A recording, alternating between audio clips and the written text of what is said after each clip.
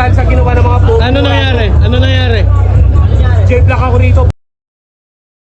Tignan mo sinisigaw ng mga tao, J-Block ba daw? Parang kairam lang yan, men. Pero sa akin okay lang. Pero sa mga hindi talaga eh. Hindi talaga! Yo, what's up?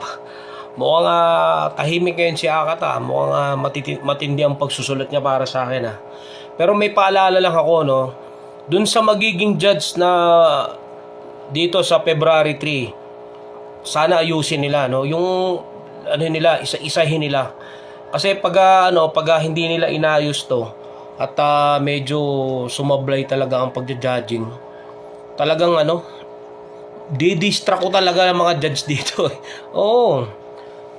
Nako, iba to.